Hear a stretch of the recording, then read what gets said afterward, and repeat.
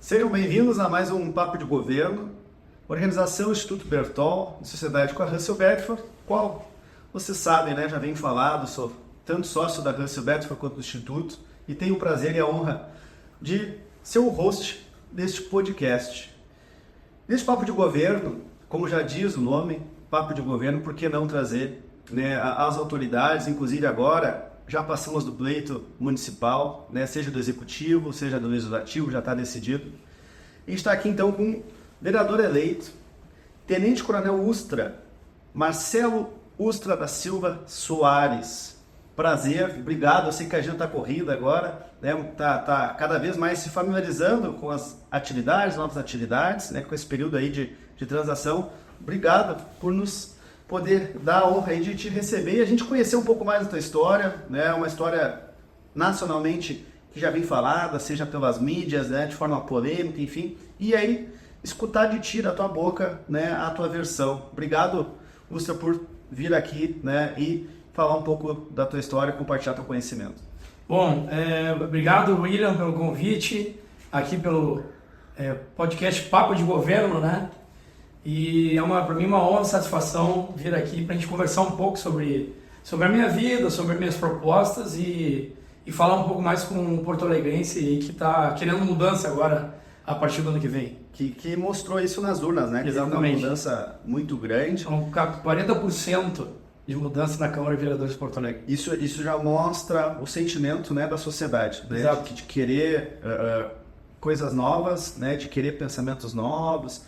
Inclusive, falando em pensamentos novos, você tem uma carreira inteiramente militar e veio agora, né, a disputar e aí teve a felicidade, na primeira vez que você colocou à disposição da sociedade, foi eleito. Exato.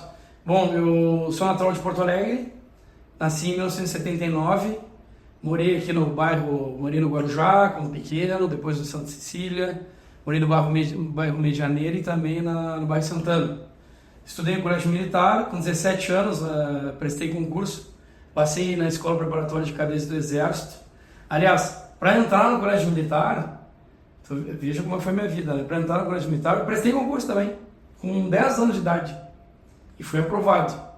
E entrei no colégio militar, via concurso. E até o senhor vai trazer para nós, né, essa linha do tempo. Sim. Para quem não sabe, o Ustra foi chefe de segurança do Bolsonaro, né, quando foi presidente. Então deve ter muitas histórias interessantes. Inclusive, se puder chegar para nós, como que você, né, chegou a chefe da segurança do Bolsonaro. Sim. Bem como também como que é, né, ser chefe e líder presidencial na questão de segurança, né? Porque é uma particularidade que a gente não está muito acostumado. Sim. E claro, acredito que devido a essa proximidade te veio para a carreira política. Sim. Mas enfim, como é que foi então nessa trajetória? Bom, eu vou fazer um rápido resumo da vida aqui, da minha vida, né? Então eu estudei em colégio militar, 17 anos saí, sou da árvore genealógica da família Ustra, eu sou o quarto, eram 3 coronéis antes de mim e depois eu fui o quarto. Me formei na mãe em 2001, os meus 3 outros tios, o Carlos Alberto, o Renato e o Zé Carlos, todos Ustras também, eram naturais de Santa Maria e se formaram na década de 50. E eu, natural de Porto Alegre, me formei na Academia Militar em 2001 e fui para a arma de cavalaria. No meio militar a gente fala que deu uma evoluída, né? Sim. É uma brincadeira, né? Mas eles eram artilheiros e eu me formei na arma de cavalaria. Bom, fui para a fronteira com a Argentina e depois servi em Porto Alegre, no Regimento Osório, fica ali do lado da PUC. Depois fiz o aperfeiçoamento e tal. Voltei para o Rio Grande do Sul, para a Uruguaiana, na fronteira com o Rio Grande do Sul, na fronteira com a Argentina e com o Uruguai, né? E depois voltei para Porto Alegre, aí servi no CPUR, que é o Centro de Programação de Oficiais da Reserva, durante 4 anos. Aí fui para o Rio de Janeiro, trabalhei no retrofit das Olimpíadas de 2016 e também na Intervenção Federal, na área de segurança pública no Rio, que me deu bastante bagagem. 2018. Era o governo Temer. Então, eu ganhei bastante experiência na área de segurança pública durante a Intervenção Federal. Porque o militar, a gente tem a nossa vida na caserna e na Intervenção Federal a gente trabalha mais com segurança pública, né? Nas áreas de risco lá do Rio de Janeiro. Sim. A gente trabalhava lá no Complexo Penitenciário de Bangu, ali pela região, duplicado. E de lá voltei para o Uruguaiana, fui subcomandante. Aí eu preenchi um plano de movimentação a cargo do comandante do Exército e fui chamado para a segurança presidencial. Poxa. Fiz um curso chamado Estágio de Qualificação de Segurança Presidencial, são 3 meses. E já conhecia o Bolsonaro? Né? Não, pessoalmente não. Porque teve esse período teu no Rio de Janeiro, né? Exato. Bolsonaro estava como deputado. Sim. Mas não conheceu. Não, pessoalmente não acompanhava. Eu acho que sou um dos primeiros seguidores deles quando era do Facebook, época do Facebook. Se pegar o histórico, talvez eu seja um dos primeiros seguidores. Eu já seguia ele. Votava quando ele era deputado, o primeiro mandato de deputado federal.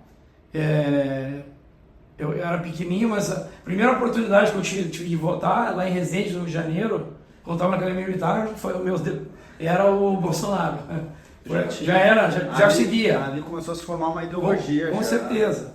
E teve também na votação do impeachment da Dilma, o pessoal se lembra, em 2016, que ele falou, alguns deputados de esquerda citavam Lamarca, Che Guevara, Fidel Castro, enfim, Marighella, e o presidente Bolsonaro resolveu citar, pela memória do Coronel Ustra, né, eu voto sim. Inclusive eu lancei um livro, depois eu vou trazer, que se chama Pela Memória do Coronel Ustra, eu voto sim, que eu falo dessa minha biografia.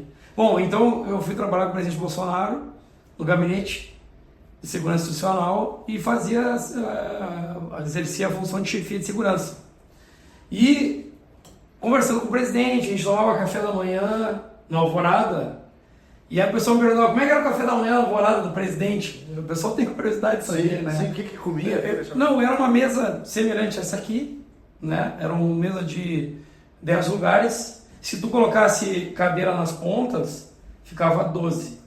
Então, uma mesa pequena, era um café... cadeiras de cada lado. Exatamente, simples. Ele gostava de... Era um pão com manteiga. Ele comia um pão com manteiga. Tinha umas frutas ali. Algumas frutas eram colhidas na Alvorada mesmo. Sim. A manga, por exemplo, era da Alvorada. Era colhida e ele servia. E aí ele gostava de mel e às vezes ele botava no pão o famoso leite condensado. Botava no pão leite condensado. Era curioso porque as pessoas acham, pelo menos o presidente Bolsonaro, né? Achavam que era um banquete. E achavam que tinha um garçom para servir, sabe? Não, com ele nós tínhamos umas jarras aqui na ponta e tinha a jarra branca, que era o leite, a preta era o café e a cinza era a água quente. E todo mundo sabe que o presidente, em decorrência da facada, ele adquiriu vários problemas, né, de saúde. Você estava lá naquele episódio? Eu não estava lá porque... Se estivesse lá, não tinha acontecido. O que acontece? Quando, numa corrida presidencial, isso aí também vale para o presidente Trump nos Estados Unidos, tá? Então eu já vou matar a curiosidade do pessoal aqui. Numa corrida presidencial, quando saem as pesquisas, os 4 candidatos mais bem pontuados em uma fase do pleito eleitoral recebem segurança da Polícia Federal. Recebem um efetivo da Polícia Federal. Independente se está no governo ou não. Independente se está no governo ou não. Os 4 mais bem pontuados recebem segurança da Polícia Federal. Tá?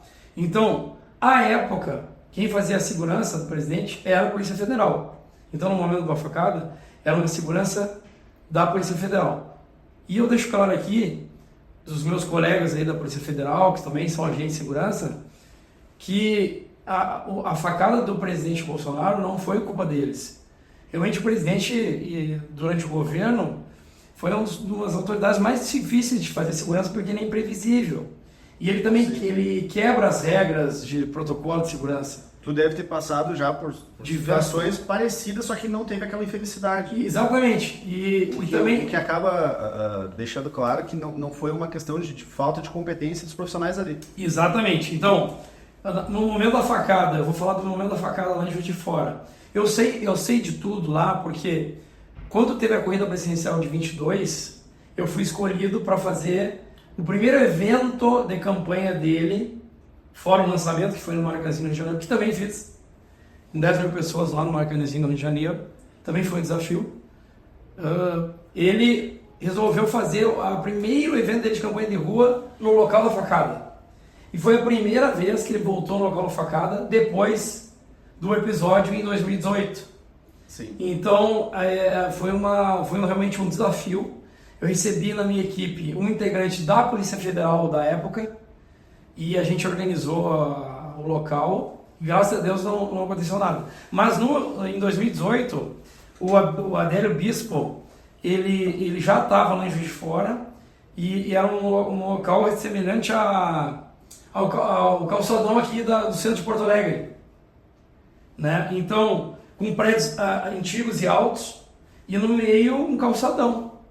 Então ele desceu aqui num local, aqui tinha uma praça e no outro lado do calçadão tinha outra praça.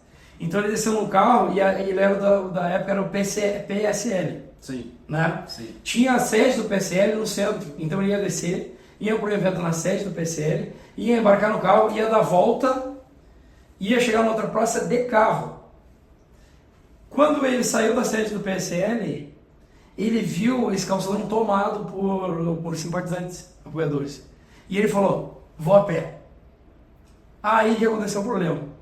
Então, o Adélio Bispo estava aqui, aí nós temos um vídeo, ele tentou facada nessa praça aqui, tentou mais na frente e conseguiu êxito ali na frente da loja Riachuelo.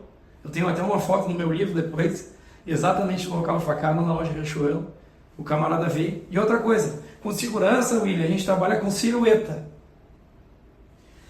Quando ele subiu na garupa de um apoiador, a silhueta dele, ele tem 1,86 m. Eu nem lembrava, já é alto. A garupa era de um apoiador. Um apoiador. Ele subiu, no meio do trajeto, ele subiu na garupa de um apoiador. Não era nem de seguranças. Não era de segurança, era um apoiador. Então, o que acontece? O Adélio Bispo, quando ele estava na mesma altura, o Adélio Bispo era mais baixo que ele, o Bolsonaro tem 1,86 m. A segurança fica em volta, então tu tem dificuldade. Quando ele subiu na garupa do apoiador, a silhueta dele aumentou. Então, de 1,86 m, ele deve ter passado para quase 3 metros. 2,50 m. Sim. E facilitou.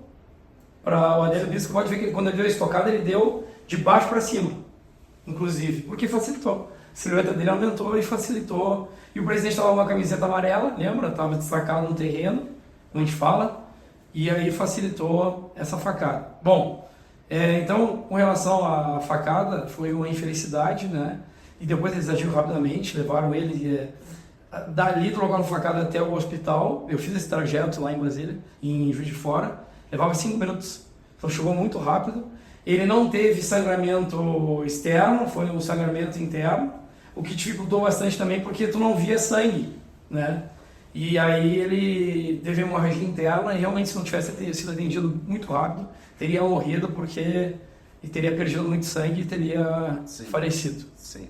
Então foi esse episódio lá. E como é que funciona, né, na questão, como chefe de segurança a responsabilidade é um pouco maior, porque sempre que tem os eventos, e agora que está acontecendo a questão do Trump ali, teve alguns atentados, de conseguir entender o terreno, né? Vocês fazem algum tipo de treinamento para isso? Porque não é simplesmente, o presidente decidiu que agora ele vai a pé, beleza, quebrou um protocolo. E aí, qual que é a ação para isso?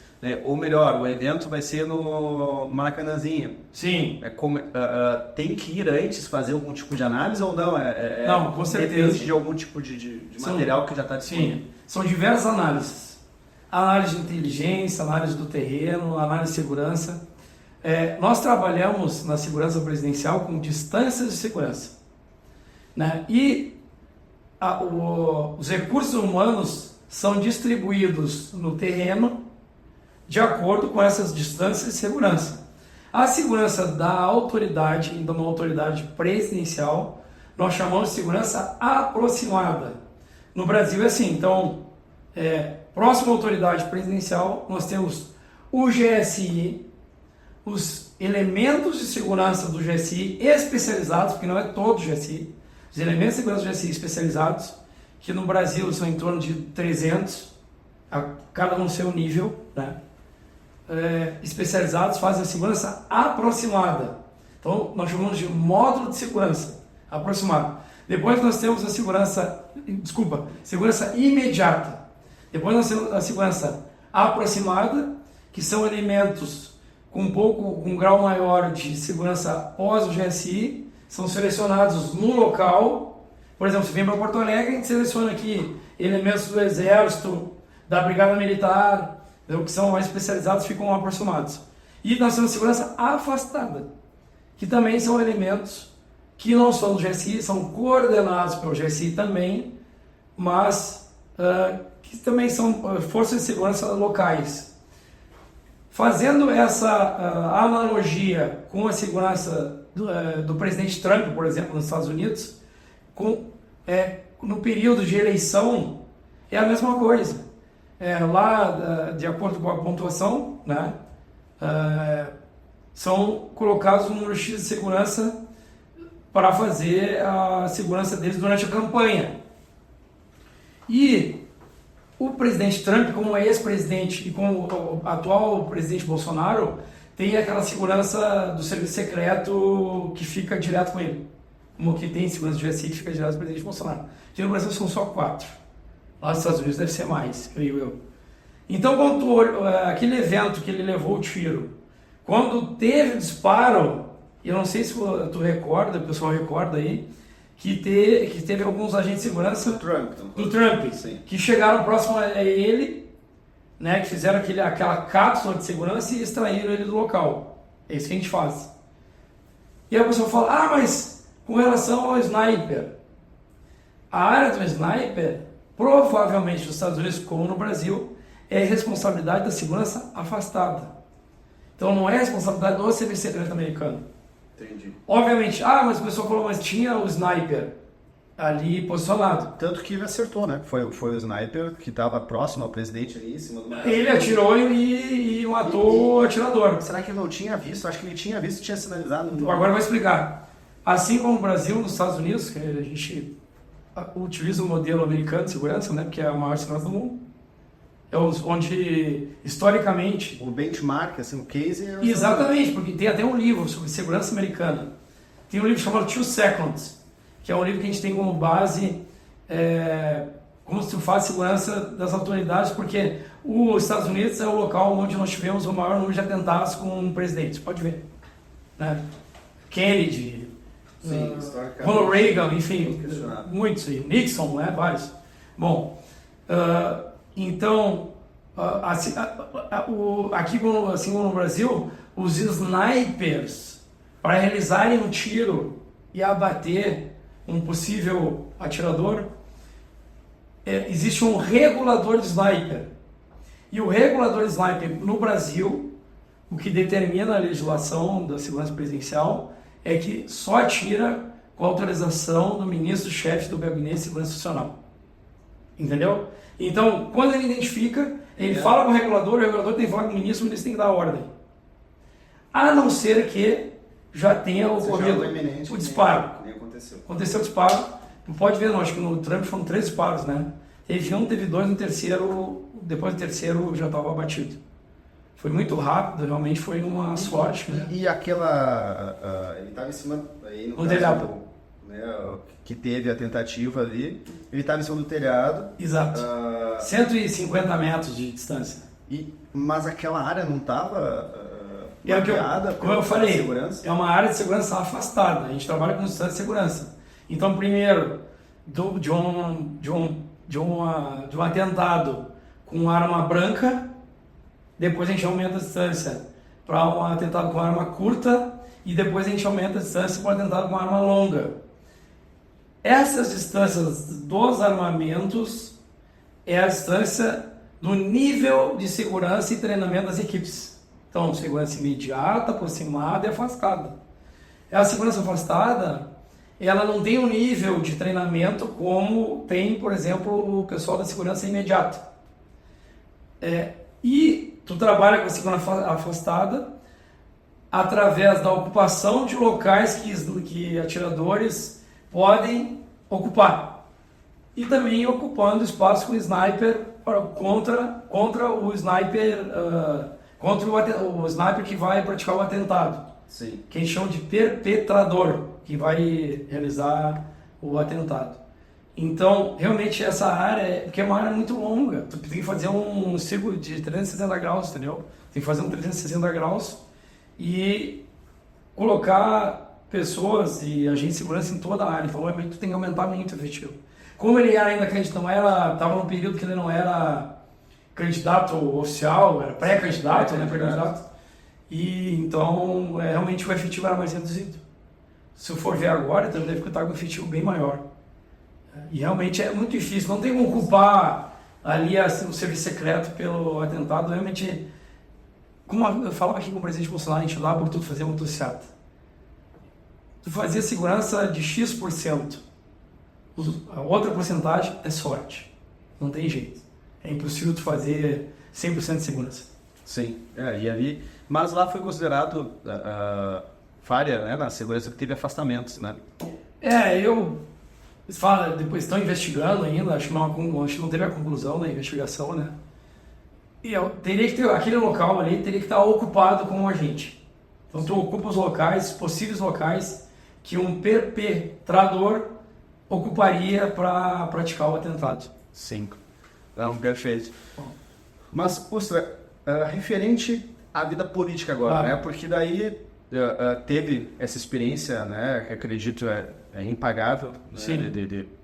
Acredito que muitos países, né? Muitas situações, né? De risco que acabam passando, né? Junto com o chefe da segurança da presidência, não só pelo Bolsonaro, mas acredito que qualquer presidência deve ter uma preocupação enorme, né?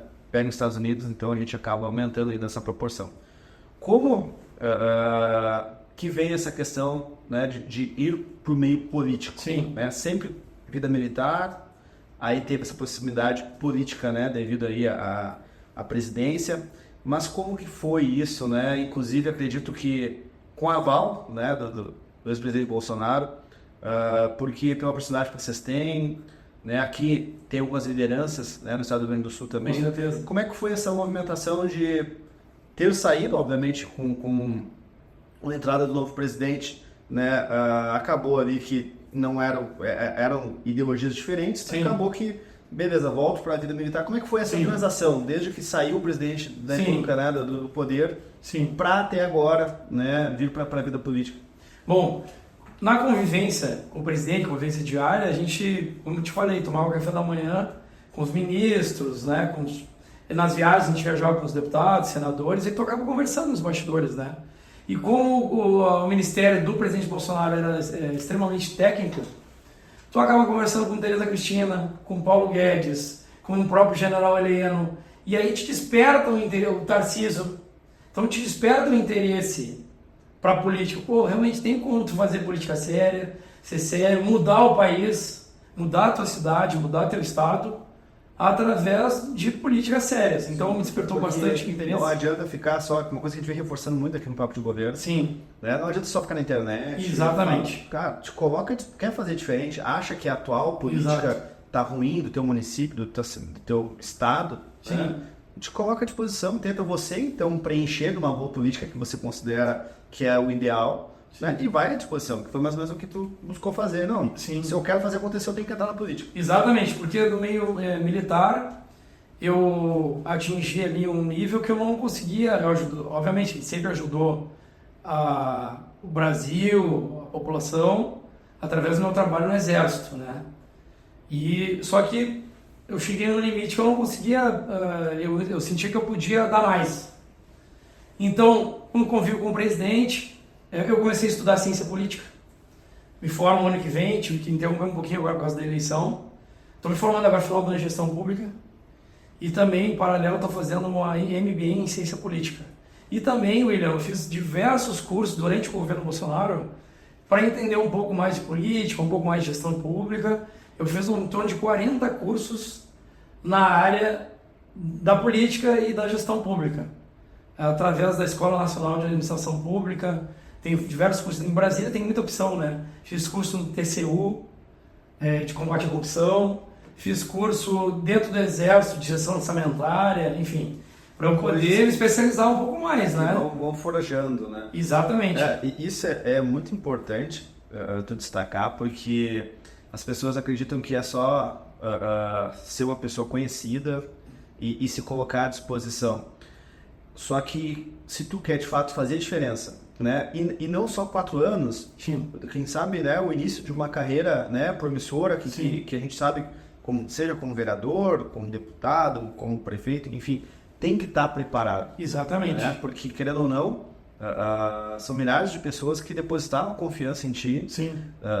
E não somente pelo nome, mas pela competência acredita que vai ser entregue. E tu vai ter que corresponder isso agora nos próximos 4 anos, se você quer ter uma reeleição, se você busca outros voos, né? Sim. Então, é muito bacana escutar, né, que tu teve essa preparação e segue se preparando, né? Porque não é brincadeira o legislativo, ainda mais de uma capital, que é o que aconteceu, que você foi feliz, né, na sua disputa e teve, né, foi eleito agora. Então é importantíssimo a gente lembrar disso, porque a gente sempre busca aqui incentivar as pessoas. Vamos para a política, né? Tu quer fazer diferença, vai, mas não esqueçam da técnica. Exatamente. Então é importante isso. Sim, a gente vai ter lá na Câmara uma luta ideológica. E o meu nome carrega essa luta ideológica, né? Quero entrar nesse ponto. E nós vamos falar mais pra frente, mas eu quero dizer também, e aqui nós estamos num ambiente altamente especializado, que eu, por exemplo, a minha última função agora, o pessoal olha, militar, tiro, não sei o quê, eu já chefe de segurança, mas eu estava atualmente exercendo a função do chefe da seção de planejamento e logística da divisão de missão de paz, aviação, Inspetoria Geral de Polícia Militares e Corpo de Bombeiros Militares do Brasil, lá no Comando de Operações Terrestres do Exército, no QG. E eu era responsável pela ação orçamentária 20x1. É um nome difícil. A ação orçamentária 20x1 do Ministério da Defesa.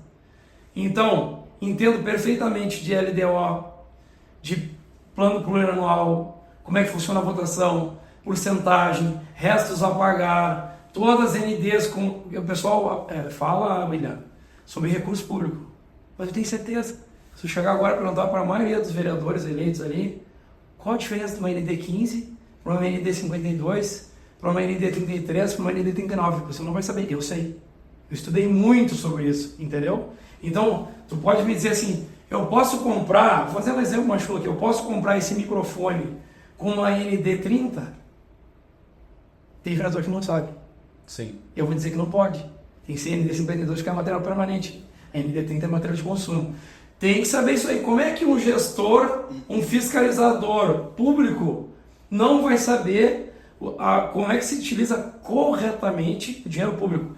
E utilizar corretamente o dinheiro público hoje em dia não é só você, por exemplo, receber um recurso de ND 30, que é material de consumo, e não comprar ND 52, que é material permanente. Mas é a chamada compliance. A compliance, você tem que empregar o recurso corretamente, e aqui, o emprego do recurso público tem que dar um retorno para a sociedade. Então, não é, eu recebi 1 milhão para comprar material permanente, para comprar material de segurança, comprar drone, tá bom? Agora, qual é o retorno que o número X de drones comprados vai dar para a sociedade? Eu vou abranger X áreas de Porto Alegre. E isso nós chamamos, que vocês entendem perfeitamente, que é a compliance. Então o gestor público tem que entender isso aí, tem que se especializar para empregar corretamente e bem o dinheiro público. Inclusive, eu vou fazer 2 parênteses aqui na tua fala. Nós, do Instituto Bertol, bem como da Russell Bedford, a gente tem cursos online, fica para os seus colegas, bacana, que envolvem compliance, gestão pública, porque é importantíssimo isso, né? Nós buscamos fazer isso com instituições. A gente trabalha muito com a parte da auditoria, porque infelizmente às vezes tem falhas, né? E eu estou falando de qualquer município, né? Qualquer executivo também, né? Na hora do anseio da contratação emergencial, né? Então tem que ter alguns cuidados, não só com o Tribunal de Contas, mas com tudo, né? Responder criminalmente por algumas situações. Então é muito bom você saber, né, a parte de governança. Governança e gestão. De onde é que você está. E aí entra muito forte, né, a questão da Russell do Instituto Bertol para dar esse apoio. Então, o segundo parênteses, eu quero te parabenizar pela tua fala, porque em nenhum momento tu falou de ideologia política. Neste ponto. Claro. Porque não importa se é de esquerda, se é de direita, se é de centro, tu tem que saber. Né? Então, a gente não falou de forma pejorativa a nenhum tipo de polaridade, Sim. mas sim da técnica. Com certeza. Então, assim, ó, se você, candidato, não importa, né, agora para as próximas eleições, ou você que votou seus candidatos, prestem atenção nisso, né? Porque Exatamente. assim, você elegeu alguém por algum tipo de afinidade, de sintonia, né, de característica que você acredita que pode contribuir, espero que para o seu município e não para você. E a partir disso ele tem que ter a técnica mínima, né, para fazer, já que vai legislar, vai fiscalizar. Sim. Na hora que for aprovar, tem que ter esse mínimo de conhecimento, né? E conforme tu bem ressaltou, não importa o partido, importa que tem que ter essa preocupação técnica. Porém, eu quero entrar, né, na questão da árvore genealógica aí, né? Confesso que quando eu fui pesquisar, né, pelo vereador eleito, né, a gente faça aqui no dever de casa, quando eu vou receber aqui meus convidados, Marcelo Ustra da Silva Soares, né, Tenente Coronel Ustra, que inclusive foi o nome que você utilizou nas urnas, né? Então, para quem não sabe, aqui no Rio Grande do Sul, aqui em Porto Alegre, para quem votou, né, no Marcelo Ustra da Silva Soares, votou Tenente Coronel Ustra. Na urna estava Coronel Ustra. Coronel Ustra. Isso, é o nome que eu usei na campanha. Estava Coronel Ustra, então foi o nome utilizado na campanha. Isso. E aí, quando eu fui pesquisar, normal. Talvez nas primeiras 10 opções do Google, primo do torturador. Sim, com né, certeza. Coronel Ustra. Sim. Como e o porquê? Né? Sim. Por que você optou por utilizar este nome na campanha? E sendo que a mídia, né, acaba tendenciando esse tipo de situação. Normal. E ao mesmo tempo, o porquê você acredita que também isso te beneficiou, porque querendo ou não, foi eleito. Então, tem algo estranho nisso tudo, né? Porque, não, peraí, como algo que a mídia busca utilizar muito, né? E algumas linhas de ideologia busca utilizar a terminologia torturador, enfim, por outro lado também foi eleito. O que tu acredita que esse conflito de informações, situações, né? E o porquê que tu utilizou esse nome e ao mesmo tempo, como que tu acredita que isso te beneficiou, sendo que hoje a mídia pública, né, na sua maioria, acaba buscando denegrir, né, e trazer este viés da história, porque, deixando claro, não estou tomando partido nem de A nem de B, só que toda história, ela tem as duas versões, né, e hoje a mídia, ela traz muito uma versão, e tu tá aqui, inclusive, depois se puder falar do teu livro, do livro do teu tio, né, claro, que tratam outras versões também. Sim. Bom, William, o Brasil é caracterizado pelo pluripartidarismo de coalizão.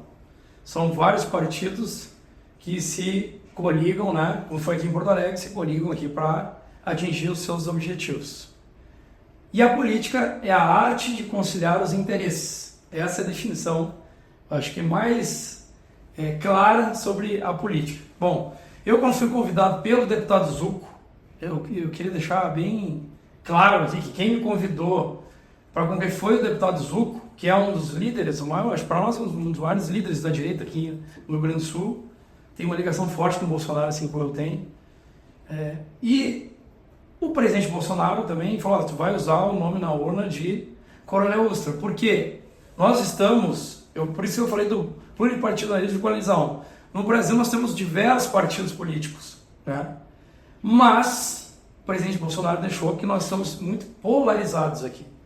Então nós temos a esquerda e agora, graças ao presidente Bolsonaro, nós temos a direita bem definida e temos o partido centro.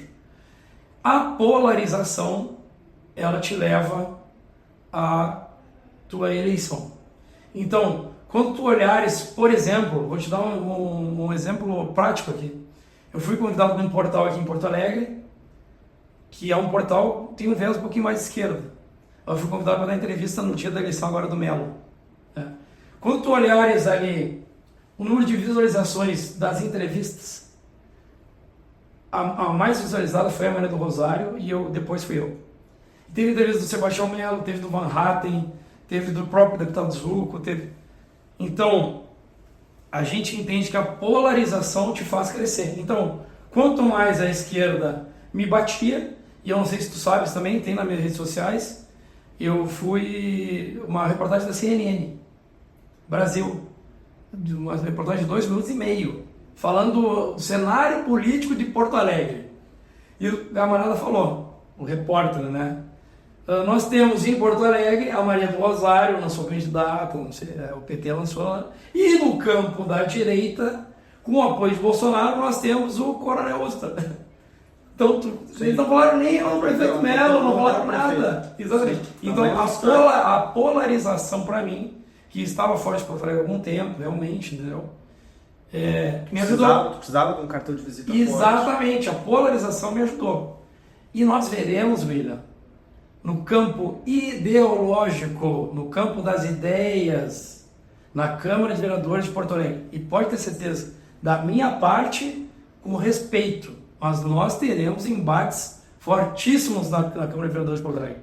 Inclusive, depois se quiser me convidar aqui, mais para frente, para falar sobre os meus projetos, como é que está o ambiente da Câmara. Claro.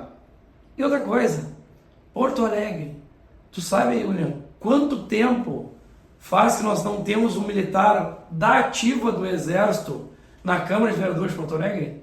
Não. Eu vou estudar história para não falar, cometer aqui nenhum erro. Eu acho que eu sou o primeiro. Então, para tu ver como nós estamos, né, o feito que eu consegui de vir para Porto Alegre e me entrar e me eleger na primeira... Por isso, e pelo sobrenome, né? Porque daí o Ustra é de fato, né? Sim. Tanto que eu te chamo de Ustra porque é teu nome. É o meu nome, é o nome que eu sempre usei no Exército, é o meu nome da família. E vai ter um alvo, né? Sim. Grande, porque quem comentou, um próprio canal a nível nacional Sim. Fez comparação, né?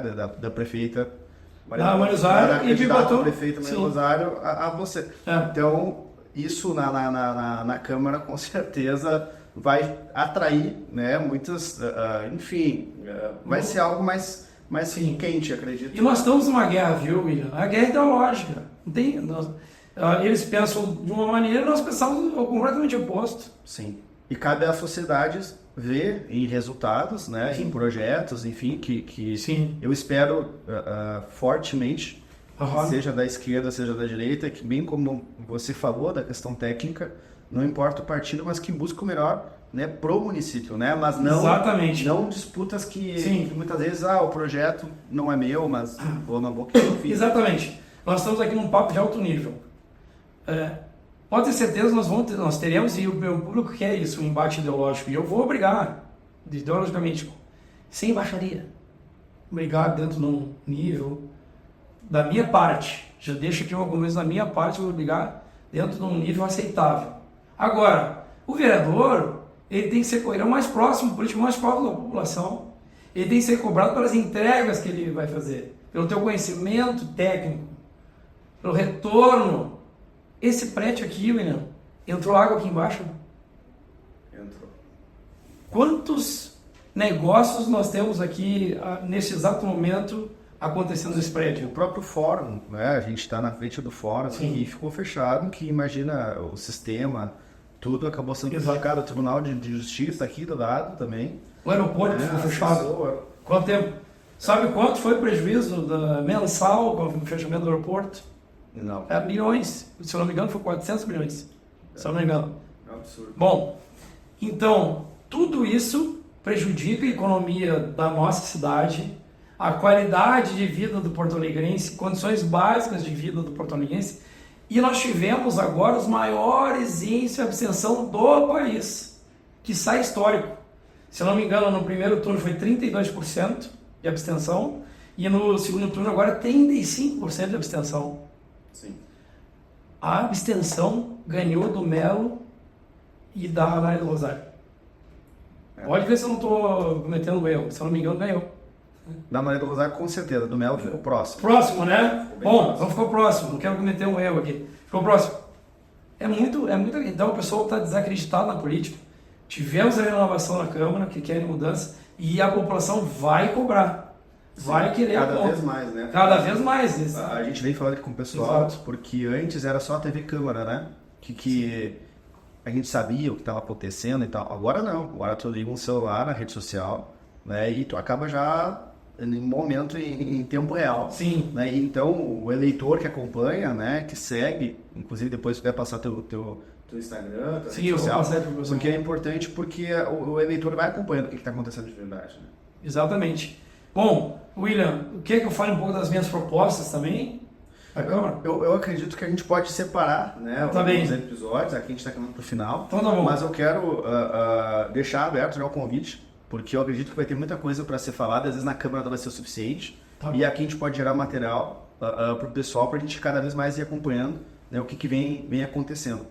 Da minha parte, eu te agradecer, né, pelo teu tempo, escutar a tua história, inclusive, né, como chefe de segurança, a gente entender um pouco melhor como é que funciona, né, esses viés. Te parabenizar de novo por ter essa preocupação técnica, porque isso é uma questão apartidária, não importa o partido, a gente tem que ter técnica, a gente tem que procurar conhecimento. Reforço, Instituto Bertol, Russell Bedford, a gente está aqui à disposição para isso. Então, para você que foi eleito e tem uma certa insegurança, não entende alguma questão de normativos, compliance, governança, gestão pública, para você que pretende ser candidato, tem as formações específicas para isso e a gente está à disposição para ajudar. E, mais uma vez, obrigado, boa sorte, né? Se puder deixar um último recado, né, para o pessoal, inclusive quanto às redes sociais, como é que te encontra, como é que te cobra, né? Já Claro, com certeza. está à disposição da sociedade agora, vai ter as Sim, cobranças com certeza. Bom, eu quero agradecer mais uma vez a oportunidade do William, aqui do Papo de Governo Podcast. Sempre me convidar, eu venho. Obrigado. E nós vamos trabalhar aqui perto, né? Sim, estaremos próximos. Exato. E dizer aqui pro público e principalmente para meus eleitores aqui que podem me cobrar. No meu gabinete vai ser vou pegar o gabinete da Fernanda Bart. Ela vai para outro gabinete, eu vou pegar no gabinete dela. E as minhas redes sociais é @ustra.marcelo no Instagram, também no Facebook. E eu vou manter aqui, William, lá na Zona Sul de Porto Alegre, ali na Tristeza, na Mário Tota, 393, um gabinete avançado, que foi meu comitê de campanha. Eu vou permanecer com a casa lá, para eu poder também receber os meus eleitores, quem tiver alguma dúvida, para não ficar só indo na Câmara, às vezes é complicado, né? Receber num outro ponto lá na Tristeza, para poder conversar com o pessoal, ser cobrado, né? E receber as sugestões. Vai vir um vereador que vai para a rua, vai procurar melhorar a vida do porto-alegrense e também, meu objetivo também é desenvolver a economia aqui de Porto Alegre que está precisando. Tá bom, William? Obrigado aí, um grande abraço a todos. Valeu, pessoal. Até o próximo Papo de Governo. Tchau, tchau.